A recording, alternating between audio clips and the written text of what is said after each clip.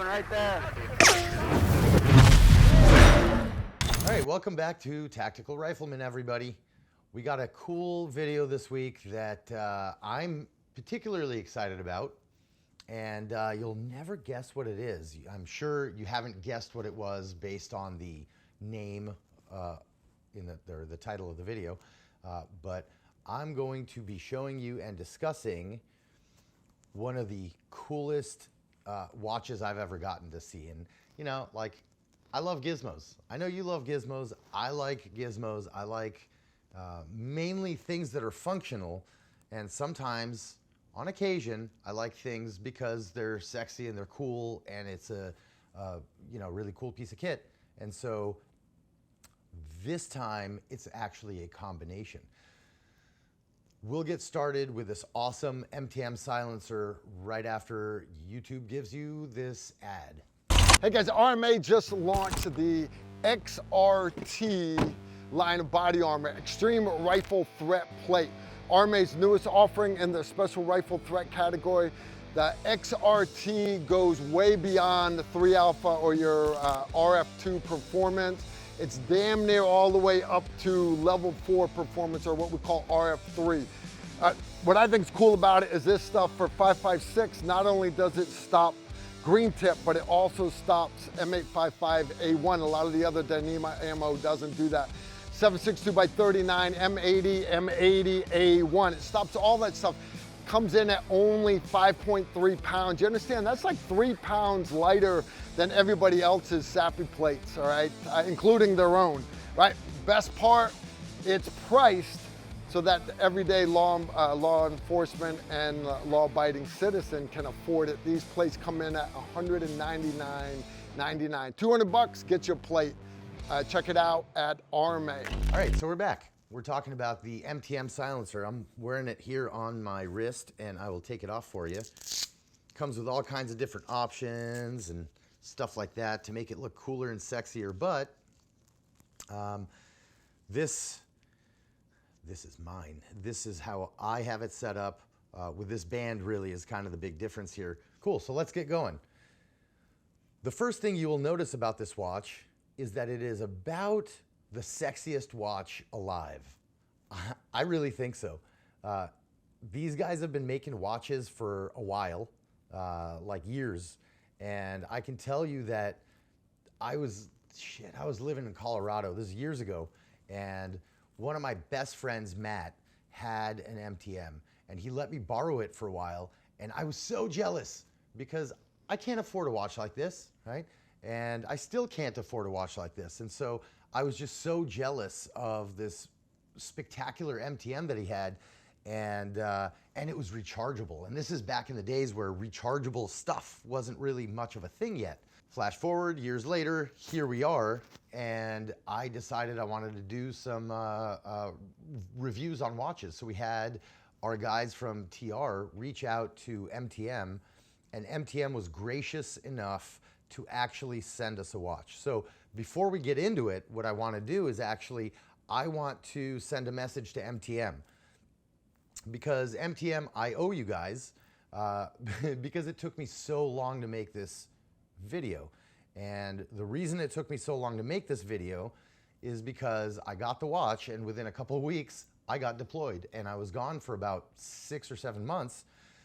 And now I'm back, so now I can film it. But I can film it with a lot more confidence because I've actually been wearing it a bunch and using it and kind of got the options figured out and all that stuff. And so that's the deal. I will say, as a disclaimer, in continuation of that, is that I asked for this watch. MTM was gracious enough, like I said, to send us this watch to review. You know, no money exchanged hands or whatever. So, you know, as usual, I'm going to give you my honest opinion.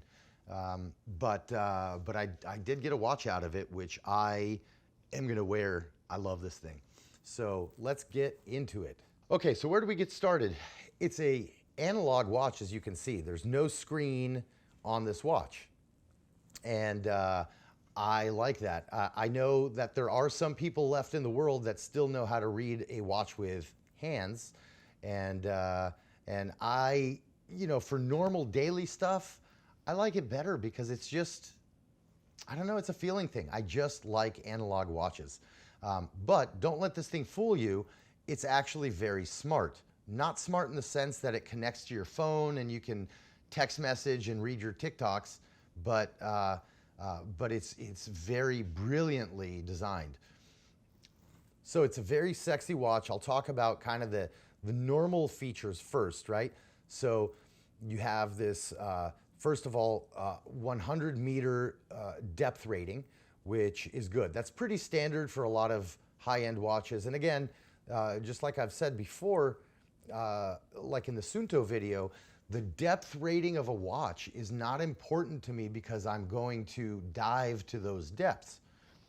The depth rating of the watch tells me how well this watch is sealed from the rest of the elements, right? It tells me a piece of how rugged this watch is going to be. So it's not the whole ruggedness thing, but since we're on the rugged thing, which anybody who knows me, you know I abuse gear and I break everything. Clearly haven't broken this one yet. I haven't even managed to put a scratch on the crystal here. But this is a very rugged watch. When you hold it, I mean, it's heavy. It's solid stainless steel body or case, stainless bezel, really thick glass. And what you'll also notice is that all of the controls here, right? We have 4 buttons, 2 on each side, and then you have your main crown here. And in order to actually use any of these buttons with a crown, you have to unscrew it, okay, until it clicks, and then you play with the hands. That's how you set the manual time. But these buttons are push buttons, and they actually have these locking bezels as well. And so you lefty-loosey, righty-tighty, right? So lefty-loosey, and now you can push these buttons. We'll get into the functions here in just a bit. But I want to continue on. So we have this rotating bezel. It only rotates in one direction. See, I'm trying to rotate it clockwise, won't go. Counterclockwise, it will go. That way you can control, it doesn't turn on you as much unintentionally. And you know that it's only going in one direction. The bezels on these, for those of you who don't know, are actually quite useful. They're not on here just for you to fidget with. They're on here for 2 reasons. One is it is a form of a timer or a stopwatch.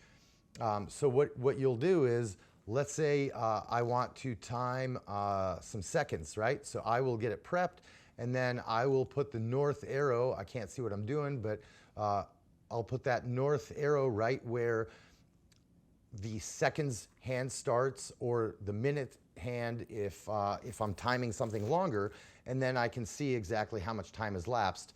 The other way to do it is, let's say I want 30 seconds. I'll set it 30 seconds from where it is, and then I have kind of like a countdown timer. So that's the old school way timers used to work on watches.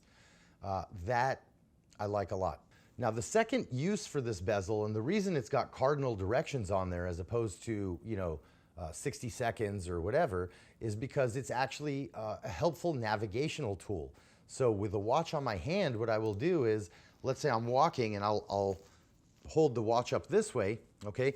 I will turn the bezel so that the north, the N for the north arrow, is pointing in the direction that north is, okay? And then I'll look up at the stars or kind of see where north is, and then line up my N on the watch with where the direction of north is, and I will get my heading.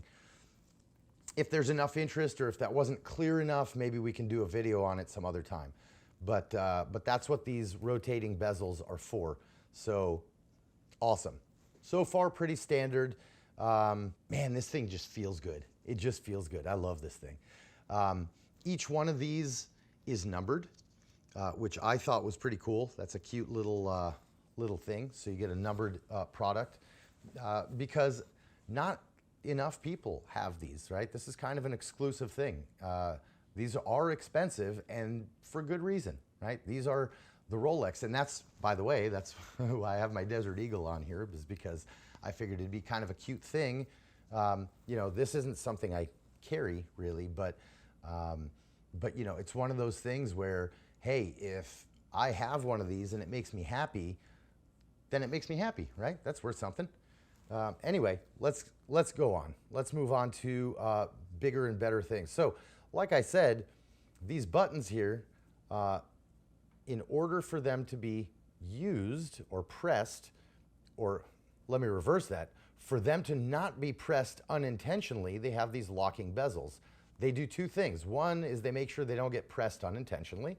Two is it actually helps with the water sealing. And so if you're, you know, doing a lot of stuff where you're getting really wet, or you're in areas that have a lot of moon dust, then those help create that seal with a button, so the button's not moving in and out, and it protects the watch. So that's an option I really like. I'll tell you what I don't like about that option. The one thing I don't like about this option is the fact that I can't use that if I'm wearing gloves, okay? And it takes me longer, if I want to push a button, it takes me longer to actually gain access to the use of those buttons, because now I have to fidget with unscrewing those. That's one of those options that I would say is incredibly smart. I love it on here. I wouldn't change it, but it dictates my case, my use case for this watch. Meaning, if I'm doing a super tactical, you know, military type of operation, this is probably not the watch I'm going to use, and I'll get into more of those reasons. This watch, I would, you know, if you walk around, you go to a bar with this thing, you're going to get noticed, right? And I mean that for the most part in a positive way. You know, the clothes you wear, the gear you use, all of that has a lot to do with, or the choices you make in those clothes and everything has a lot to do with what the task is that you have to accomplish. And so if I'm, let's say, doing executive protection, then this is the watch I wear. Why? Because it looks nice, right? So I don't look like I had to, you know, I bought a $20 watch at Walmart. You know, nobody's gonna look down at you for having this watch, right? It's a fancy, beautiful watch. I don't really care for that atmosphere so much, but hey, if you gotta be professional, you gotta be professional. And the way you look, that's a big part of how you're taken seriously or not, okay? That kind of stuff I think is a great use for this watch. Accuracy-wise, I've not felt really any substantial deviation on the timekeeping, so that's cool. It does have a rechargeable battery, and it recharges wirelessly. This battery holds about 4 weeks, which I think is fantastic. I've run it out, just about run it out of battery twice now. And this will actually tell you when the battery's low, because what's gonna happen is the seconds hand will start jumping. It kind of does this two-step jump every 2 seconds, and that tells you the battery's running low. If you're running dangerously low on battery, it'll do that kind of deal. It'll jump every 4 seconds, and it'll jump a couple of times. And that's just telling you, hey, tonight when you go to sleep, put me on the charger. So that's cool. Downside, the downside to the charging system is you need their charger. I can't just plug a USB-C into the back of this thing. And so you know, if I'm traveling with this watch, I just have to remember to bring this watch's charger. All right, so we're gonna get moving here with talking about the options a little bit. First thing you're gonna notice is that my hour hand, minute hand, and even the second hand, they have a little glow-in-the-dark stuff on them, as do the numbers here for the hours. I will say this is one of the two things I kind of less prefer about this watch, which is if if I'm gonna have a watch like this that I'm gonna probably be wearing at night, I would prefer to have those be tritium or something that constantly glows, because I don't want to have to like turn on a light in order to see the hands. Now I'll show you there are other ways to tell the time on this thing, but that's just something that that I kind of less prefer. What you'll notice is we have this beautiful carbon fiber looking background here, and these two dots right here are actually LEDs. And so I'm going to start in kind of backwards order, but I'm going to unscrew the bezel for the button. This is the S3 button. The way they do this is S1, S2, S3, and S4. That's how they call these buttons. So when you read the directions, you can get less confused. So this controls the LEDs. So I can turn it on. You see they start off not so bright, and then they get full brightness after a second. That's kind of a cool option. When I push it in again, it's going to strobe. That strobe will last for an hour before it shuts itself off.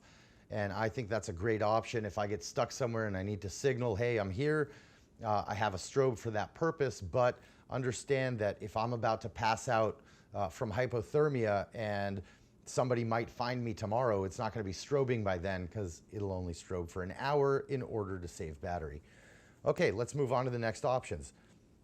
When I mess around with a watch and I try to do whatever it is and I have it off of my wrist, what I will do is I will open all of these bezels, and you see it's actually a very smooth thing. You don't have to muscle things, right? That's one of my big problems is I over tighten and that kind of thing all the time. So I am careful with these. I don't think there's a chance ever that I would break it, but it's such a nice watch. I'm very careful and gentle with it. So we're going to start with the S1 button. That's kind of your main button here. And you'll see that, oh, hey, look at that. We have a screen light up. Guys, look, because of the time right now this watch is showing 2:47, and my minute watch, my minute hand here is going to be in the way of what I want to show you of the screen, which is down here at the bottom section. And so what I'm going to do is I will unlock this crown and just move that hand out of the way for right now for you to be able to see. It doesn't really bother me in terms of seeing what I need to see in real time because I can just kind of move the watch and see what I need to see. But for the video, we're going to do that. So I have it unscrewed all the way. I'm going to pull it out, one click. First thing is we're going to play with this S1 button here. What it's going to show me is date and time, and then my alternate time zone. So first one is going to show a date. Sorry, it's not set. So it's going to show the date. One more, that's going to show the same time it's set on now. Okay, so don't forget, they're not synced up right now because I had to reset the analog part of the watch for you guys to see. Notice I push a button and it only stays lit for a few seconds. It's a battery saving thing. It's also a light discipline maintaining feature. Okay, so I have date, I have the time here, I have the seconds, and dual is my second time zone. So I have this set for a different time zone. If I want to adjust this, okay, what I do is I will long press the S2 button until it starts blinking, and then with the two buttons on this, those are like my up and down, okay, and I can move between the settings here. Oh, wrong one. I can move between the settings and set which one I want, 24-hour or 12-hour, the year, the date, and all that good stuff. And then, of course, my secondary time zone. Off here, what's showing off, this is going to be for my beeps. You can set it to have a beep when you push a button. I don't want that, so it's off. And then my display is on. I can turn that off if I choose. That's that. So that's the S1 button. So I can just cycle through stuff. That's my main bulk of my information as far as timekeeping. Let's move on to the S2. You know what? I'll skip this. I'll come back to it, and you'll see why in a bit. This S3 button, like we said before, this is going to be for your LEDs, for your flashlight. What's cool about this is I've noticed myself almost every time I use this, I'm looking at the watch as I push this button, and these little bastards are bright. And so what they did is when I push this button, it starts on a low light, and then after a second or two, it intensifies, okay? and then it goes to the full brightness. One more click is gonna be my strobe, and one more click is gonna turn it off. So that's that. My S4 button right here, what this is gonna give me is it's gonna cycle through my alarm clock, okay? And then I have actually 5 alarms I can set, okay? One of them has a snooze, so I'll hit the S4 button, and then I'll go through the alarms with the S3 button. The other things it goes into is my stopwatch, or I'm sorry, my countdown timer, and then a stopwatch. Start, stop, and I can re-zero it here. If the screen turns off on you because it times out, the stopwatch or the timer is gonna keep going. And I think that's a pretty cool function, right? So you'll see here in a second, it'll turn off the screen. Well, I just turned it off, but it does time out on you, no big deal. The stopper only goes up to 1 hour, so the stopwatch. So if you wanna go beyond that, then you're kind of going back to doing that thing with the analog hands and the bezel that I was talking about before. Okay, cool. Now I wanna set, let's say, a timer. I will go to over here to my timer, and I will long press. So I'm gonna show you how to use the timer a second. This is a very important function. So I'll hit the S4 button here once. That gets me to alarm if I wanna cycle through those. S3 button will cycle through my 5 different alarms that I can set. One more S4 press, and I actually have 3 different timers that I can have preset. So let's go on to one. I'm gonna hit the S2 button, okay? And when it starts blinking, now with these 2, I can set my time that I wanna go. So then when I'm done, okay, I hit that again, and S1 will start that moving. So pretty cool. The next press here is gonna be a stopwatch, right? So I hit the S4 button again, and then the S1 is my start and stop. Once it's stopped, I can reset it here with the S2 button. Pretty cool stuff. We've gone through most of the features. There are a couple more features this has, but there's really one more that I want to show you now, which is, let me back out of this. If I hit the S2 button, right, one of the problems with alarms, it's not really a problem, it's just a comfort thing, and I think MTM's done a kind of a brilliant move here. I want to set an alarm based on what time it is right now, and I don't want to scroll through, hours and hours and hours of, moving through minutes and all that to get to the time I want. So if I want to set an alarm for 3 minutes from right now, what I will do is I will press this button right here, the S2 button, and it'll start off on the current hour, right? I'll do it again. So I hit this, it'll start on the hour we're on at now, and then with my S4 and S3 buttons, I can cycle through the time, right, forward and back, and then I can set a alarm clock closer to now. All of these alarms, what you'll notice right now as I'm cycling through this, I'm on the alarm and I'm cycling through with the S1 button, okay, there's a vibrate option, there's a beep option, and if neither of them are illuminated, then the alarm is off. And I think that's very cool with an analog watch to have all these options at the touch of a button. Once I'm done, always remember to lock these, right? Notice I don't have to really tighten them very much. They do an excellent job, and I have not had any of these unscrew on me yet. All right, guys, that's the short and skinny of this super, super nice MTM silencer that I am completely in love with. I love this watch. I wear it all the time, and like you can see, I haven't even managed to scuff up this beautiful crystal yet. Mine came with this ballistic nylon band, which I love. You can get a variety of other bands for it, depending on what you like. This is how they sent it to me, and to be honest with you, I would not have picked any other watch band. So I really, really like this thing. Listen, here's my bottom line. Is this a military style combat watch that I would wear into combat? No, probably not, because it's too damn nice, right? And the options in terms of, you know, pressing the buttons if I got gloves on, which I typically do, or those kinds of things, unscrewing the bezels and messing with the buttons and all that, not something I would do. However, it is plenty tough to be able to handle all those things in the water, above the water, in the air, whatever it is, mud, it doesn't care. If you're looking for like a way to get back in your husband's good graces, for example, or you want to be like the best kid ever and get your dad for Father's Day like the nicest gift you can get short of like a Ferrari, this is probably what I would do.